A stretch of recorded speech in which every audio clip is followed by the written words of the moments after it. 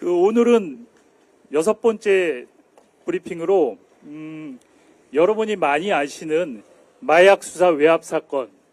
이 사건은 무려 110kg에 달하는 마약. 이것은 국민 400만 명이 투약할 수 있는 어마어마한 규모입니다. 아마 단군 이래 최대 규모의 마약 사건이 아닌가 싶습니다. 그런데 이 사건이 묻혀버리고 있습니다. 이 사건이 경찰에서 수사를 했지만 경찰 고위층의 외압, 그리고 검찰, 당시 인천지검장이었던 심우정 총장, 지금 검찰총장인 심우정 검사장의 회피, 그리고 저희가 추측하는 대통령실과의 연관성, 이런 카르텔에서 묻혀버리고 말았습니다. 그리고 저희 당에서는 상설특검을 통해서 이 마약 비리를 파헤치라고 했지만 지금 한덕수 대통령 대행이 특검을 임명하지 않고 있습니다. 오늘 이 6번째 마약 관련 브리핑은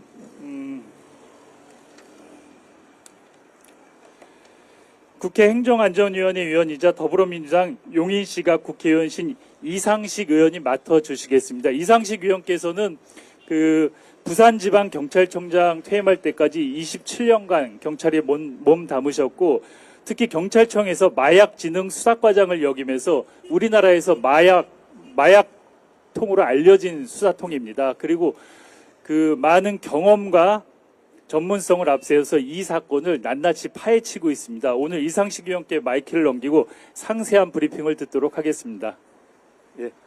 여러분 안녕하십니까?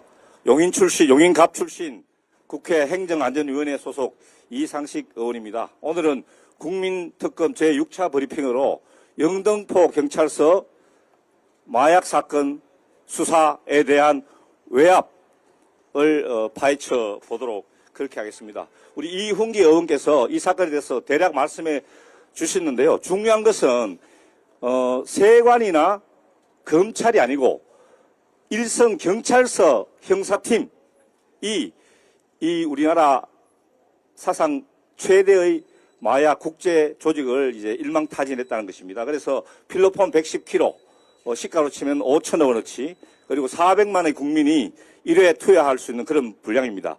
그래서 이 사건이 맨 처음 윤희근 청장, 당시 청장한테 보고됐을 때 경찰청장이 매우 잘했다고 극찬을 한 그런 사건이었습니다. 그런데, 다음. 근데 이제 문제가 시작됐습니다. 이 단초는 세관 직원들에 대한 수사를 시작하면서부터입니다. 여러분 한번 생각해 보십시오. 저렇게 많은 양의 분량이 사람 몸에 부착해가지고 12차례나 세관을 통과했다. 이게 세관 내부의 조력이 없이 가능하겠습니까? 그래서 경찰은 당연히 수사에 착수했던 것이고, 국민 여러분들이 궁금해하실 것 같아서 보도자료를 작성했습니다. 그 보도자료를 서울청에 보고했는데 문제가 된 부분이 뭐냐 하면은 세관 연루 혐의에 대해서 계속 수사하는 한편이라는 요 한 줄의 보도자료 내용이 문제가 되었습니다. 자, 당장에 여러 방면에서 외압이 가해지기 시작합니다. 여러분, 김찬수 당시 전 영등포 경찰서장 백혜령에게 전화로 당장 이 사건 브리핑 중지해라. 용산에서 관심을 가지고 있다. 이것은 명지시하는 것이다. 이렇게 이야기를 합니다. 그런데 놀랍게도 이 김찬수 전 영등포 경찰서장이 나중에 어떻게 됐습니까? 대통령실로 영전을 하고 최근에 경찰 수뇌부 인사에서 경무관으로 승진을 했습니다. 그 다음 우리 서울경찰청에서 당장 보도자료 수정 지시가 내려집니다. 브리핑을 연기를 지시합니다.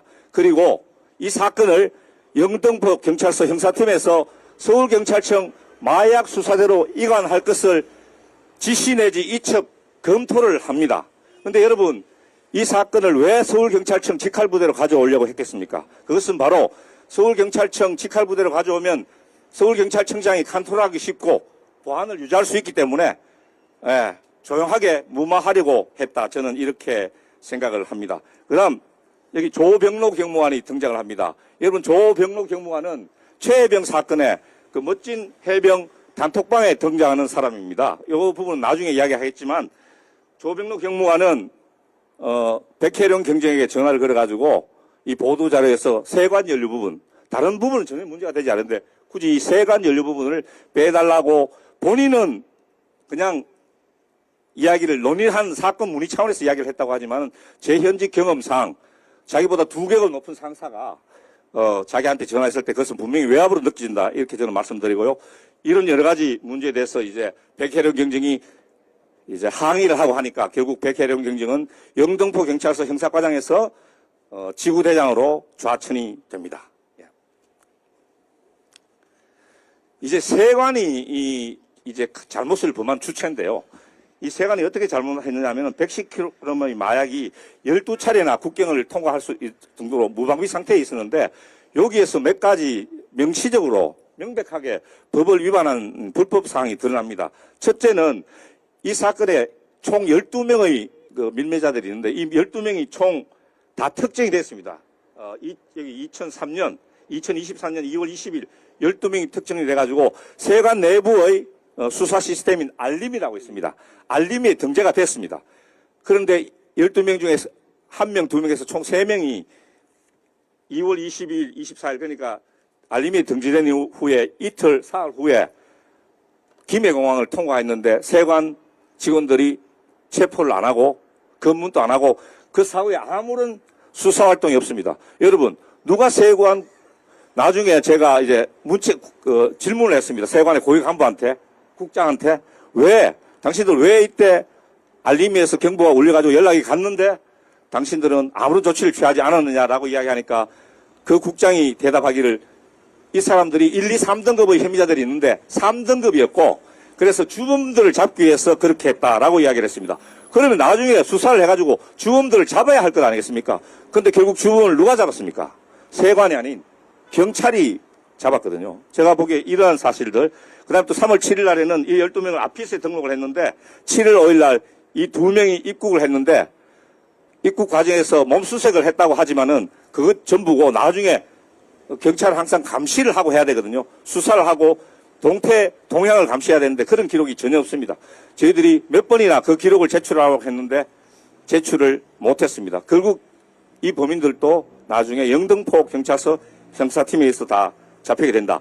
이것뿐만이 아니고 보도자료에 세관 연루 사실이 포함된다고 알려지니까 새벽 바람부터 인천세관의 국장하고 감사과장이 백혜령 경정을 만나러 옵니다. 그 아침 식사를 경찰서 인근 식당에서 했다고 합니다. 여러분, 아니 보도자료에 문구 하나 빼려고 이렇게 세관의 국장이 이렇게 경찰서 과장을 찾아온 일 봤습니까? 그다음 두 번째, 관세청장이 그 즈음에 이 세관 사건 수사의 중요 고비마다 3번에 걸쳐가지고 석연치 않은 이유로 핸드폰을 교체를 합니다. 그 이유에 대해서 분명한 대답을 내놓지 못합니다. 그리고 저희들이 이제 서울경찰청 국감 때 그 연루되는 세관 직원들을 불러가지고 질의를 했습니다. 어떤 직원은 유심칩을 3개나 가지고 있었다. 예. 또 어떤 직원은 자기 인척, 처제인데 외국 출장 갔다가 들어오는 자기 처제를 에스코트 하기 위해서 비건 날에 보세구역 안에 들어가가지고 처제를 데리고 오는 일이 있었다.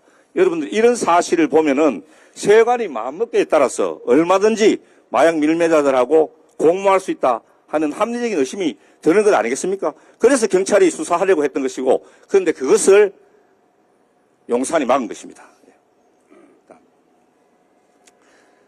자, 그런데 또 이 사건에 또 하나의 또 중요한 세력이 있습니다. 바로 검찰입니다. 그런데 놀랍게도 의외로 이 사건을 맨 처음 검거를 했고 또 12명의 밀매자 신원을 특정한 것은 인천지검이었습니다. 인천지검이었는데 그때 당시에 검사장이 심무정이었다 이 말이죠. 그런데 웬일인지 하루 만에 2023년 2월 5일에 중요한 범인 1명을 검거했으면 계속 수사를 하면은 자기들이 굉장한 공을 세울 수 있는 기회인데 그걸 스스로 포기를 하고 이걸 서울중앙지검으로 이관을 시킵니다. 그리고 세관에 지시를 해가지고 이 12명 관련자들을 다 이제 비행기 항공편 스케줄 이런 걸 다 검색을 해가지고 12명의 신원을 특정했다고 아까 말씀드렸습니다. 그런데 그 이후에 수사가 답보 상태였다. 지지부진했다. 한 명의 범인도 추가로 근거하지 못하고 그 이후의 범인들은 전부 다 경찰에서 근거를 했습니다. 또 하나 있습니다. 서울 남부지검에서는 영등포 경찰서에서 영장을 신청하거나 혹은 현장 검증을 위해서 이 검거된 피의자들을 호송할 때 매우 적극적으로 처음에는 협조를 했다고 합니다. 그런데 막상 보도자료가 배포되고 나중에 MBC에서 어떻게든지 취재를 해가 알았습니다.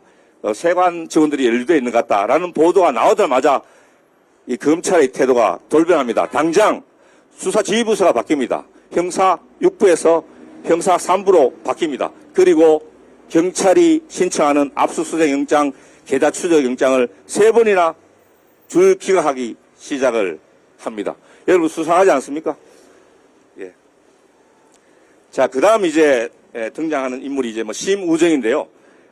심우정은 이 사건 최초에 당시에 인천지검장으로 있었습니다. 그래서 제가 말씀드린 바와 같이 맨 처음에는 인천지검이 중요한 마약 밀매자 한 명을 최초의 세관하고 합동작전으로 검거를 했습니다. 그리고 12명의 피의자를 특정하는데도 인천세관이 큰 역할을 합니다. 그런데 문제는 뭐냐면 그 다음날 2월 6일 날 이 사건을 통째로 서울중앙지검으로 영등포 경찰서를 관할하고 있는 서울 남부지검도 아니고 서울중앙지검으로 갑자기 이첩을 해버립니다. 그리고 그걸로 끝입니다. 수사 끝. 여러분 이게 너무 이상하지 않습니까? 아니 이런 사건은 검찰에서도 하기 힘든 사건입니다. 굉장한 규모가 있는 사건인데 이 사건을 해결하면은 검찰의 평도 올라가고 직원들이 특진도 할 수 있고 하는 그런 좋은 기회인데 왜 이것을 스스로 발로 차버렸겠느냐. 이 점에서 이제 의문이 시작되는 거죠. 그래서 이제 이 심우정 총장은 이제 나중에 총장이 되고 나서 김건희를 불기소 처분하고 윤석열 피고인을 검찰에서 구속 취소했을 때 즉시 항고를 포기하는 등 현 시국 혼란의 주범 중 한 명으로 지목되고 있습니다. 그래서 저희들은 이 마약 사건을 접고 넘기면은 혹시 검찰총장으로 보내주겠다는 언지를 받은 것이 아닌지 그런 합리적인 의심을 할 수밖에 없는 그런 사안입니다.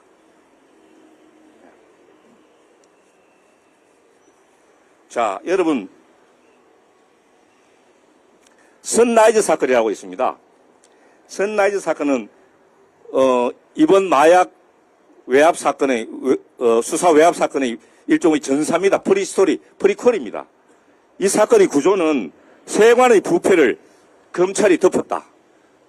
지금 우리 영등포 경찰서 마약 사건도 세관이 잘못한 것을 결과적으로는 검찰이 덮어주는 그런 구조를 가지고 있지 않습니까? 이 선라이즈 사건도 똑같은 구조를 가지고 있기 때문에 선라이즈 사건을 한번 살펴볼 필요가 있다고 생각합니다. 선라이즈 사건은 2010년 퇴직 세관 직원들이 중심이 되어 설립한 회사입니다. 선라이즈 FNT라는 회사로 평택항 도서구역에 자리 잡고 있습니다. 이분들의 주 업종은 뭐냐 하면은 중국으로부터 제3국으로부터 농산물, 마늘, 깨 같은 농산물을 수입해가지고 가공을 해야 됩니다. 가공을 해서 파는 수입 농수산물 가공업체입니다. 그런데 이분들이 가공을 하지 않고 원재료를 경동시장 같은 데다가 대규모로 팝니다. 그러면 엄청난 차익이 발생하는 거죠. 그래서 한 6년 동안 수천억 원대에 달하는 이 불법 수익을 올린 회사다. 그래서 이 회사하고 경쟁업체였던 이성열이라는 분이 고소를 했습니다. 여러분 고소를 하면은 뭘 해야 됩니까? 고소인을 상대로 당신이 왜 고소를 했느냐 하는 고소인 보충 조사를 합니다. 그런데 그 과정이 없었습니다. 그런데 거꾸로 검찰에서는 송삼현, 박찬호라는 윤석열 검찰 사단 이 두 분들이 둘 다 이제 나중에 제주지검장까지 지냈는데요. 제주지검장으로 가서 과거에 경쟁업체다 보니까 이 이성일이라는 분도 고소를 당한 사건이 있지 않습니까? 그 고소 사건을 3년, 4년 묵혔던 사건을 다시 끄집어내가지고 이분을 결국에는 이성일이라는 분을 거꾸로 구속시켜 버립니다. 이게 전부 다 팩트입니다. 예. 그래서 이 과정에 윤석열 처고모부 장진호라는 분의 개입 정황이 드러납니다.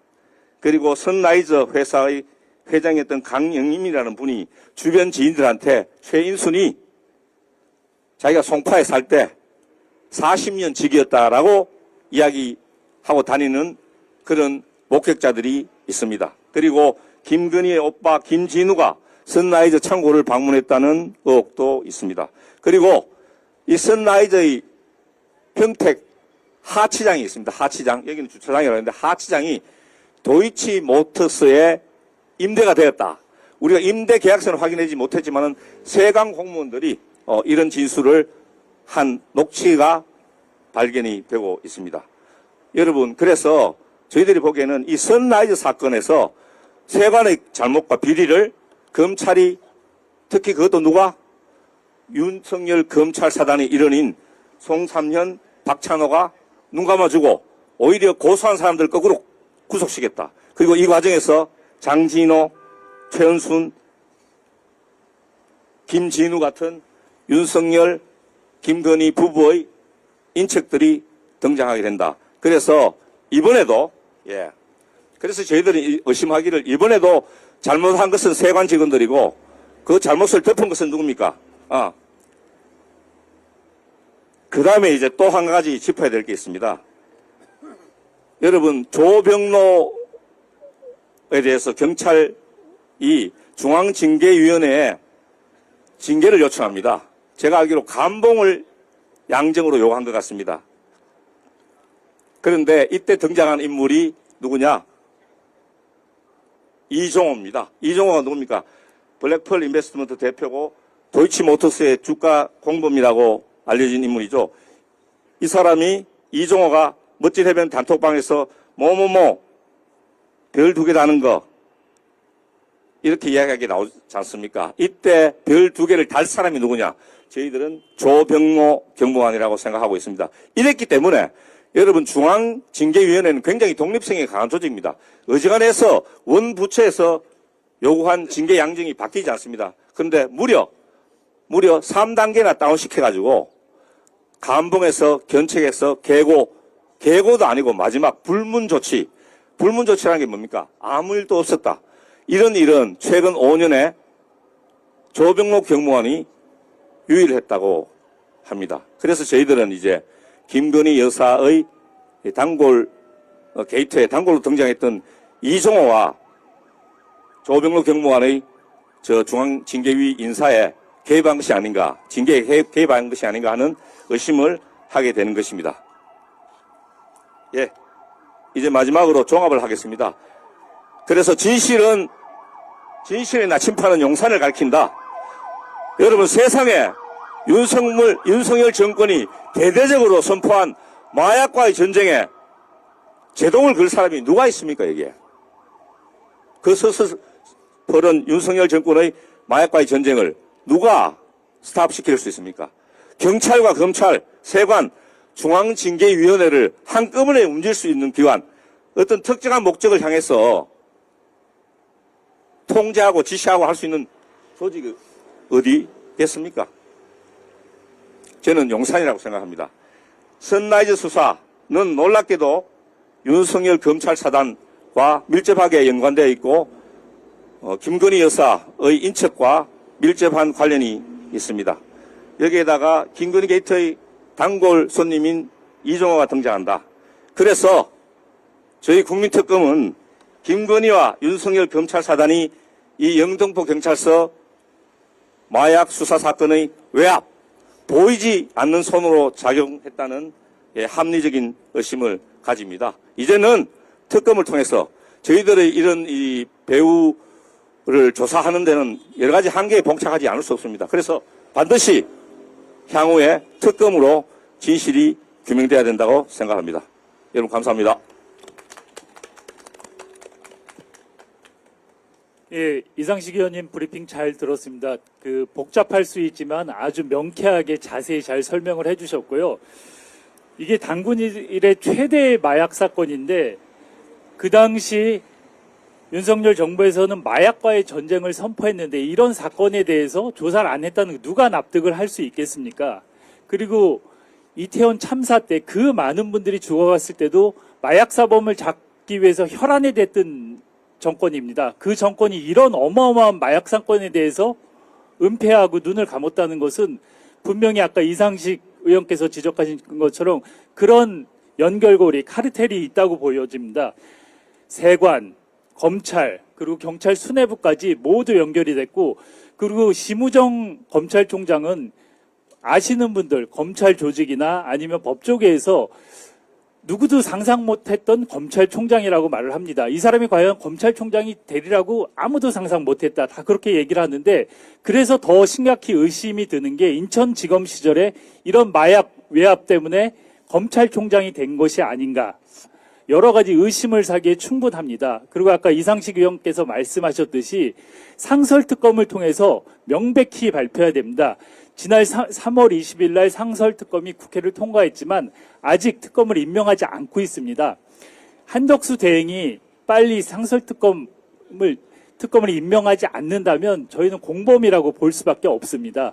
그리고 오늘 이 건에 대해서 뭐 필요한 자료나 추가 취재가 필요하면 저희 특검에 말씀하시면 언론인 분들께 적극 협조해 드리도록 하겠습니다. 그리고 그 마지막으로 그 김영호 위원장님께서 마무리 발언해 주시겠습니다. 네, 안녕하세요. 국민특검 단장을 맡고 있는 김영호입니다. 네, 이상식 의원님께서 정말 국민들께 아주 간단하고 아주 그 국민들이 이해하기 쉽게 잘 설명해 주셨는데요. 이상식 의원님께서 아마 경찰 고위직 출신이기 때문에 오늘의 그 국민 브리핑은 마치 경찰청에서 공식적인 수사 결과 브리핑을 한 것처럼 국민들께 많은 신뢰를 받을 것 같다는 생각을 하게 됐습니다. 오늘 6번째 국민특검 브리핑은 아마 우리 언론인분들, 시민 여러분들 아시겠지만 영화 신세계나 또 부당거래, 마치 그 한편의 느와르 영화, 아니 어떻게 보면 실제 영화보다 더 실감나는 나쁜 놈들의 이야기를 다룬 인천세관 마약 사건 수사 외압 의혹입니다. 인천세관 마약 사건은 마약과의 전쟁을 선포한 윤석열 정권이 대한민국 사상 최대 규모의 마약 밀반입을 적발하고도 최고 권력기관들이 앞다퉈 나서며 이를 무마하고자 했던 수사 외압 사건인 것이죠. 사실 국민들이 도무지 이해를 할 수 없는 그런 정황이 속속 드러나고 있는데요. 대통령인 윤석열은 마약과의 전쟁을 선포하고 당시 법무부 장관이었던 한동훈은 마약 조직을 뿌리 뽑겠다라고 공언을 하고 당시 이원석 검찰총장은 마약 범죄를 처단하겠다라고 호언장담하지 않았습니까? 그런데 정작 영등포 경찰서 형사들이 대규모 국제 마약 사범들을 검거하고 연루자를 수사하려고 하니까 경찰청, 검찰, 관세청, 대통령실까지 줄지어 나서서 회유하고 압박하고 결국은 수사를 못하게 막았다는 의혹을 사고 있는 사건입니다. 심지어 포상을 받아 마땅한 수사팀장 백효룡 경정을 파출소로 좌천시켰습니다. 오히려 수사를 무마하고 외압을 행사한 경찰 고위층은 영전하고 승진까지 됐습니다. 이런 것들이 영화 신세계나 부당거래에 나오는 장면 아닙니까? 정말 이거는 조폭 영화와 다를 바가 없습니다. 그래서 국민들이 분노하고 많은 의혹을 제기하기 때문에 더불어민주당이 상설특검을 발의한 것이고 이에 대한 진실은 반드시 규명돼야 한다고 생각하는 것입니다. 그런데 말입니다. 더욱이 이해할 수 없는 건 국민의힘이 이 특검을 반대하고 있다는 겁니다. 김건희 특검이야 대통령 눈치 살피느라 어떻게든 막아내겠다는 그런 의도가 있지만 마약 범죄를 수사하자는데 왜 국민의힘이 반대하는지 모르겠습니다. 마약을 때려잡겠다고 하던 정부와 여당이 이 마약 사건만은 덮으려고 하는 숨은 의도를 우리는 밝혀내야 합니다. 진실이 밝혀지면 회복될 수 없는 정권의 치명타가 되기 때문에 진실을 은폐하라는 거 아니겠습니까? 마약 범죄 집단과 그 범죄를 비호하는 세력이 밀접하게 연관되어 있지 않다면 도무지 설명되지 않는 부분입니다. 어떻게 외국 마약 조직원이 4kg이나 되는 마약을 몸에 붙이고 아무런 제주도 없이 유유히 검색대를 통과할 수 있습니까?